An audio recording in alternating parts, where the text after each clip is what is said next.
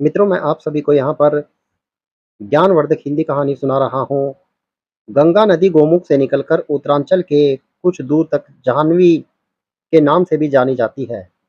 उसी जाह्नवी नदी के किनारे एक महर्षि का गुरुकुल था, जहाँ धर्म और अस्त्र-शस्त्र चलाने की शिक्षा दी जाती थी। वहाँ अनेक शिष्य आते थे। गुरुकुल में कड़ा अनुशासन था। गुरु की आज्ञा का पालन करना और आपस में मित्रता का व्यवहार करना वहाँ का पहला नियम था। गुरुकुल में अपने बच्चों को भेजने के बाद माता-पिता निश्चिंत हो जाते। उन्हें गुरु पर विश्वास था कि वे बच्चों को अच्छी शिक्षा और अच्छे संस्कार देंगे। उसी गुरुकुल में विभूति, दक्षेश, सुवास और नवीन भी शिक्षा ग्रहण कर रहे थे। विभूति और दक्षेश बहुत बुद्धिमान थे। हर विद्या सबसे पहले सीख लेते थे। बस एक ही कमी थी कि दोनों बहुत ईर्ष्यालु थे। किसी और की प्रशंसा न कर सकते थे, न सुन सकते थे। इसके विपरीत सुहास और नवीन साधारण बुद्धि के थे, पर सबसे मित्रता का व्यवहार करते, सबके गुणों का सम्मान करते।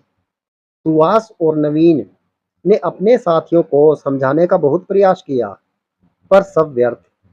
महर्षि को भी बहुत चिंता थी कि उन्हें कैसे सुधारा जाए।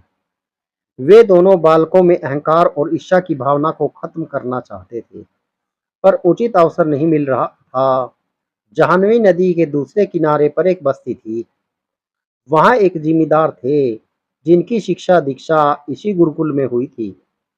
उन्हीं दिनों वे गंगोत्री, यमुनोत्री, केदारनाथ और बद्रीनाथ, जिन्हें उत्तरांचल के चारों धाम कहा जाता है, की यात्रा करके लौटे। उन्होंने एक भोज का आयोजन किया। जिमीदार ने सबसे पहले गुरुकुल में संदेश भेजा। महर्षि वर संदेश वाहक के साथ कृपा अपने 2 योग्य शिष्य भेज देवें। उन्हें भोजन कराने के बाद ही भोज आरंभ होगा। साथ ही मैं उनकी योग्यता के लिए उन्हें सम्मानित भी करना चाहता हूँ। गुरु ने कुछ सोचकर विभूति और दक्षेश को बुलाया और कहा, नदी के उस पार रहने वाले जिमीदार ने आश्रम के 2 योग्य शिष्यों को दावत के लिए बुलाया है। दावत के पश्चात वे उनकी योग्यता के लिए उन्हें सम्मानित करना चाहते हैं। गुरुकुल में तुम्हारी विद्या बुद्धि को देखते हुए मैंने तुम दोनों को चुना है। आज ही वहां जाना है, क्या तुम जाओगे? अवश्य, दोनों ने एक साथ कहा। दोनों शिष्य संदेश वाहक के साथ जिमीदार के घर पहुंचे। भोजन की सुगंध वातावरण में फैली थी। जिमीदार ने उनका स्वागत करते हुए कहा, भोजन तैयार है। आप दोनों दूर से आए हैं। पास ही कुआं है, वहां जाकर हाथ पैर धो लें, फिर आसन ग्रहण करें। इसलिए कुएं का चबूतरा छोटा है, एक समय में एक ही व्यक्ति खड़ा हो पाएगा।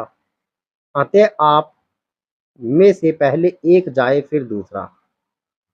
विभूति झटपट उठा और कुएं की ओर चला गया। दक्षेश वहीं बैठा रहा।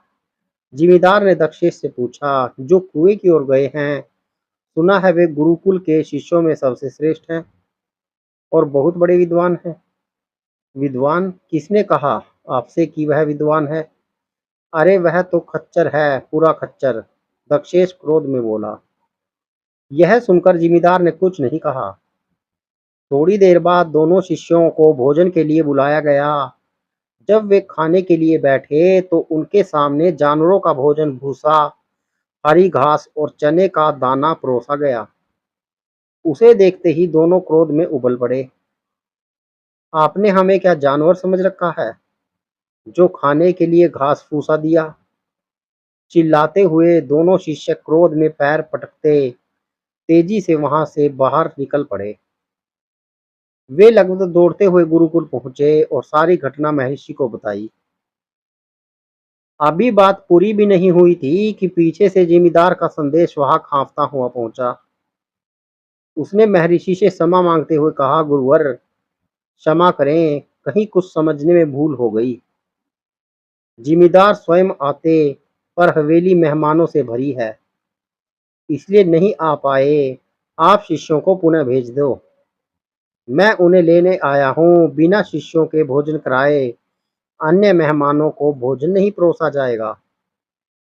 महर्षि के इस दू बार महर्षि ने इस बार दूसरे दो शिष्यों सुहास और नवीन को संदेश वाहक के साथ भेजा।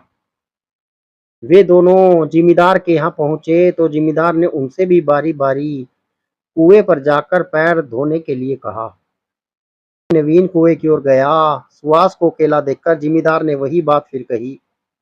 सुना है जो कुएं की ओर गए हैं गुरुकुल में सबसे श्रेष्ठ और बहुत विद्वान है। सुहास ने कहा, आपने ठीक सुना है। गुरुकुल में रहकर गुरुवर ने हमें रोज अच्छी बातें सीखने को मिलती हैं। जिमीदार ने फिर पूछा, आपने यह नहीं बताया कि आप दोनों में श्रेष्ठ कौन है। श्रेष्ठ तो नवीन है, सुहास बेहिचक कहा। और आप? जिमीदार ने पूछा। मैं तो उसके सामने कुछ भी नहीं हूँ, सुहास ने उत्तर दिया। तभी नवीन लौटा और सुहास कुएं की ओर गया। जिमीदार ने वही प्रश्न नवीन से किया। नवीन ने उत्तर दिया, सुहास तो सूर्य है, मैं तो उसकी विद्वता के सामने एक दीपक भर हूँ।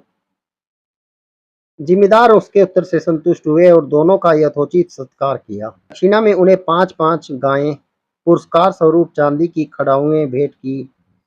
वे दोनों जब गुरुकुल लौटे तो बहुत प्रसन्न थे। यह देखकर विभूति और दक्षेश का क्रोध और बढ़ गया। वे महर्षि के पास पहुंचे और कहा, हम दोनों आपके इन शिष्यों से अधिक बुद्धिमान हैं, फिर भी हम अपमानित हुए।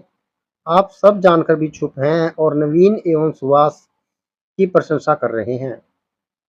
गुरु महर्षि ने उत्तर दिया, यह तो जिम्मेदार ही बता सकते हैं, तो आप चलकर उनसे पूछते क्यों नहीं। दक्षेश ने हठ किया।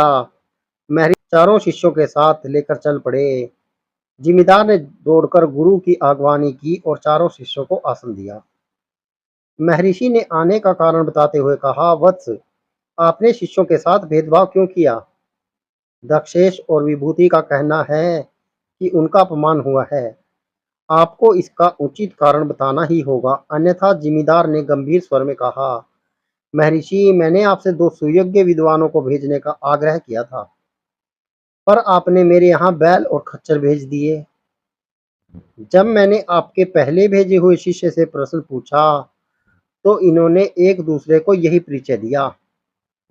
अतः मैंने दोनों के लिए जानवरों वाले प्रिय भोजन परोसे। कोई भूल हो गई हो तो मैं क्षमा। जिम्मेदार की बात खत्म होने से पहले विभूति और दक्षेश का सिर शर्म से झुक गया।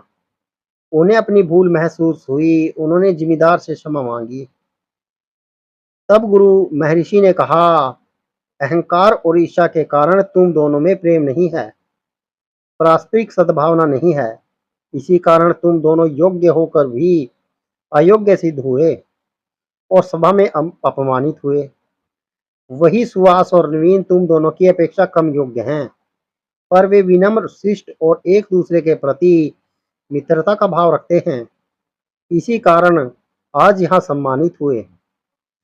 सबकी भावना की कदर करना, सबसे प्रेम करना और सबका सम्मान करना ही शिष्य को योग्य बनाता है। इसे सुनकर वहां उपस्थित लोगों ने गुरु की प्रशंसा की और गुरु को यह विश्वास हो गया कि अब उनके चारों शिष्य एक समान योग्य होकर घर लौटेंगे। मित्रों, यह मैंने आपको ज्ञानवर्धक कहानी सुनाई है। कहानी और प्रसंग अच्छा लगे तो इसे शेयर जरूर कीजिएगा।